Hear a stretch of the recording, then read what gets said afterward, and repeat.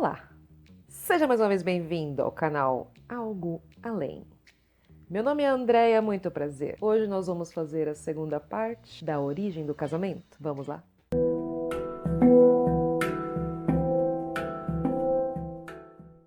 Queridíssimos, lindíssimos, gatíssimos. Queridíssimas, lindíssimas, gatíssimas. Essa é a segunda parte do vídeo e eu gostaria de primeiro pedir perdão pela demora. Eu estava pesquisando mais conteúdo para deixar esse vídeo um pouquinho mais encorpadinho. Eu gostaria de pedir desculpa porque esse vídeo vai falar sobre religião, então de certa forma vai mexer um pouco com a fé das pessoas. Terceiro e não menos importante, eu gostaria de deixar este número lindo aqui do lado. E eu gostaria de explicar o porquê que eu estou deixando esse número. Nas minhas pesquisas, eu estava verificando estilos de casamento que tem pelo mundo. Não sei se vocês sabem, mas existem países que liberam inclusive o casamento infantil, que aqui no Brasil não é uma prática convencional regulamentada, embora ainda ocorra, infelizmente. E eu acabei encontrando vídeos de pessoas falando que isso é normal. E também encontrei vídeo de pessoas até mesmo contando como foram suas experiências sexuais com pessoas menores de idade. E velho, isso só prova que não precisa mais ir pra Deep Web pra achar merda.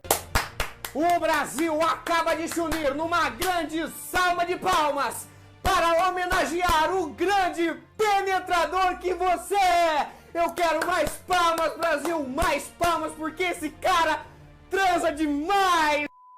Então eu estou deixando esse número aqui, meus amores, para vocês, quando ficarem sabendo de algum tipo de proposta de pedofilia, por favor, denuncie. Pedofilia é crime, e foda-se o que você pensa. Você é maluco, é? Ou você é idiota? E é isso. Bora pro vídeo! Muito bem, gente, então agora que já foi o desabafo, vamos lá, né? A gente parou onde? A gente parou na parte que a Grécia foi anexada ao Império Romano. Roma anexou várias cidades e várias culturas ao seu império e aí ela trazia para ela, mas ela modificava as coisas. Comentando um pouquinho da Grécia, rapidinho, só para complementar, a Grécia ela tinha um certo quê de fazer cerimônia para tudo. E por isso que ela tinha um panteão imenso. E a questão da cerimônia, existiu cerimônia para comer, para acordar, para dormir, para caçar, para... enfim. E logicamente, como eu comentei no vídeo anterior, as cerimônias de contrato de união estável, que eu vou deixar o nome aqui do lado porque eu não sei a pronúncia. Roma, então, ela decidiu mudar o nome desse contrato, que tá o nome aqui do lado, para casamentum. Seria uma união do prefixo casa, que significa morada do pobre, ou choupana, para imentum, que mentum significava algo como habitado por.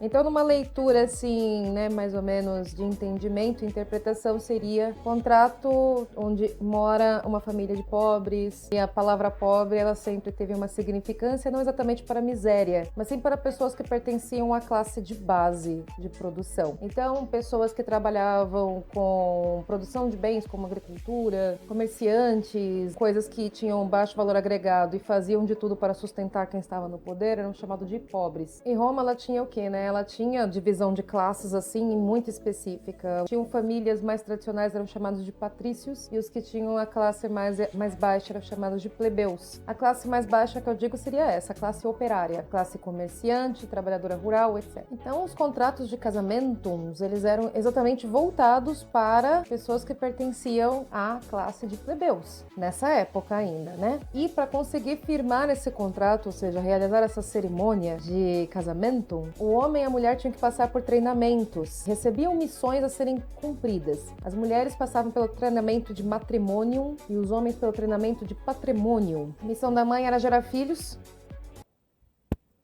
só. E a missão do pai era sustentar o império, trabalhar para o império, fazer de tudo pelo império para manter ele muito bem estabilizado economicamente, etc. E recebiam condecorações de acordo com que eles cumprissem à risca estas missões. Então, mulheres que produziam mais filhos, principalmente homens, elas recebiam aí elogios pela pátria e blá blá blá blá blá blá. Quando geravam mulheres não era tanto assim, porque afinal de contas a missão básica da mulher era apenas e só gerar filhos. E como eles precisavam, na verdade, de mão de obra barata, né, pessoas para trabalharem na base, então quando elas geravam filhos homens, então elas eram uau!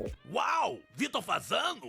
E os homens também, aqueles que trabalhavam, se matavam ali, iam pra guerra, faziam de tudo pelo império, também recebiam o quê, né? Sobrenomes importantes, prestígio, enfim, eles tinham um alto privilégio assim, por causa exatamente da sustentação da base, manter a base ok, trabalhando, gerindo ali quem tava no alto escalão.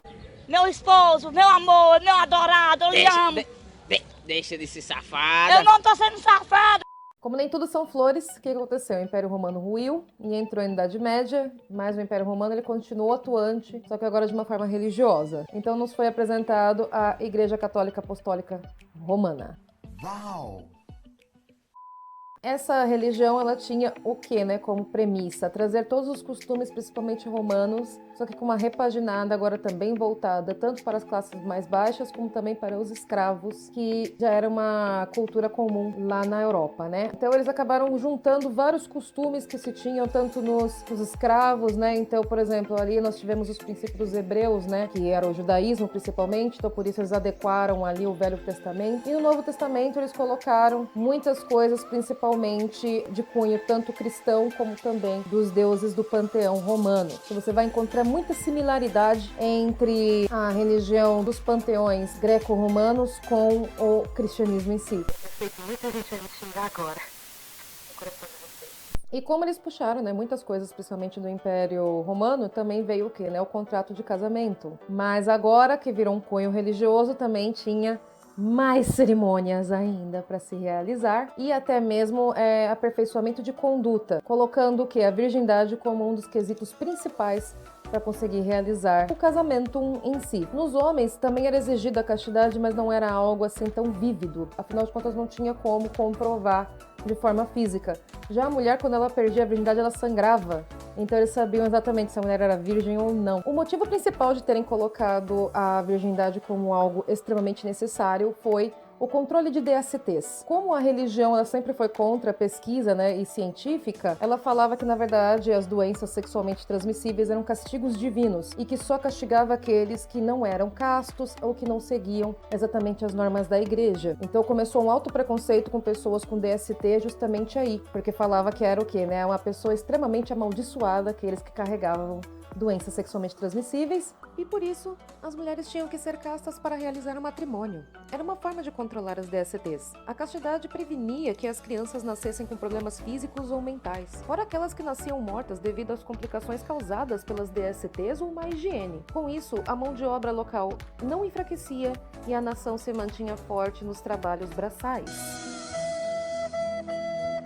Antigamente, o casamento ele podia ser revogado lá na Grécia, mas agora não, é até que a morte separe. Justamente para saber exatamente a passagem de serviços de pai para filho. Porque, como eu falei, as famílias tradicionais romanas, elas ensinavam de pai para filho o que devia ser feito para gerir o patrimônio. Então, eles firmaram até que a morte separe para conseguir com que a economia se estabilizasse, principalmente agora nos reinos que começaram a surgir na Idade Média. Mas o perfil, assim, da Igreja Católica quanto aos casamentos com as pessoas de alta classe era diferente com as pessoas de baixa classe. Ela também realizava os casamentos entre, por exemplo, um líder de um reino com outro, como foi o caso, por exemplo, de Henrique VIII com Catarina de Aragão, que era uma espanhola de 15 anos e o Henrique tinha 10, e a igreja achou top isso, mas que foi com o único intuito de formar uma aliança entre a Espanha e a Inglaterra para conseguir fortificar a economia de ambos e também a gestão de ambos os países. Também falando já do Henrique VIII, ele foi o primeiro que se separou religiosamente depois da morte separe. Como ele foi obrigado a se casar com a Catarina, então ele não tinha nenhum tipo de sentimento por ela, ele decidiu se separar dela, mas a igreja não aceitava. Então ele expulsou a Igreja Católica e fundou a própria religião na Inglaterra. Afrontosíssimo ele. O Brasil foi colonizado pelos portugueses em 1500 e, com isso, eles trouxeram a Igreja Católica para ser dominante no novo território. Então, aqui no Brasil só podia ser realizado o casamento com pessoas que fossem devotas da Igreja Católica. Pessoas de outras etnias ou religiões não podiam realizar nenhum tipo de laço matrimonial.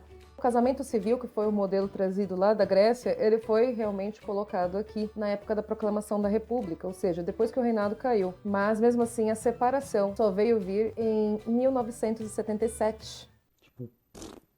1000 anos depois. A ideia do casamento civil era justamente permitir com que pessoas de religiões diferentes pudessem conviver juntas e assim também unir os seus patrimônios independente do país que pertencesse e alavancasse a economia brasileira. Por isso que também não era permitido o divórcio, afinal de contas, eles precisavam unir aqueles patrimônios, né, de diversos países e fazer conexões com os outros. E aí também começou a miscigenação brasileira, porque as pessoas começavam a se sentir acolhidas pelo país, independente de quem fossem, da religião, da história, etc. embora nós estejamos ainda um alto preconceito com diversos tipos de etnias, orientações sexuais, etc., o Brasil, ainda é um dos países até meio que liberais na parte judicial. Porém, o problema é que a justiça não é para todos no nosso país. Então, quando um pobre decide fazer alguma coisa diferente, ele realmente é perseguido devido à falta de conhecimento que você tem da própria história brasileira. Que nós temos um preconceito com o estudo histórico. A parte assim no casamento, eu acho que ela é mais uma forma de agregar economicamente, realmente, né? Tanto que hoje aqui no Brasil nós temos os modelos de união com pessoas até mesmo homossexuais, que elas são para quê, né? Para conseguir se atingir bens materiais de alto valor agregado, por exemplo, um apartamento, um carro e etc. Também lembrando que os contratos de união estável entre pessoas do mesmo sexo não são válidos como casamento, porque eles não são reconhecidos internacionalmente. São reconhecidos apenas aqui no Brasil. É diferente do casamento. Se você se casa aqui no Brasil, você tem um reconhecimento, recebe também a cidadania do país, se a pessoa for estrangeira e tal, que é um modelo, então, já num âmbito universal. E também existe a ideia do casamento aqui no Brasil, né, por parte da religião, só que ele é um único modelo do que se tem perto do mundo inteiro. Existem religiões até que aceitam o quê? A poligamia, a bigamia e etc. Então, as pessoas têm um preconceito assim, a pessoa tem que ser heterossexual, né, e tal, para se casar. Gente, não é isso. Isso é um modelo extremamente local. Ele é totalmente daqui do Brasil, um costume brasileiro que, na verdade, nem brasileiro é, porque ele foi trazido lá da Europa E eu gostaria de saber a opinião de vocês. O que vocês acham sobre o casamento? Eu ainda tenho a minha concepção de que é apenas um modelo histórico que se tornou uma tradição justamente pela parte religiosa, mas que não é, assim, uma necessidade básica. Eu acho que a necessidade básica é justamente alcançar aquilo que faz bem pra você. Quando as pessoas se forçam a serem aceitas pela sociedade de algum tipo de perfil, assim, é óbvio que aí começa o declínio de diversas coisas. Então é isso, gente. Espero que vocês tenham gostado do vídeo. Essa foi a segunda parte, eu demorei muito pra gravar mesmo, mas é isso, vem com a gente que é sucesso, se inscreva no canal, ativa a sinetinha, deixa o seu like.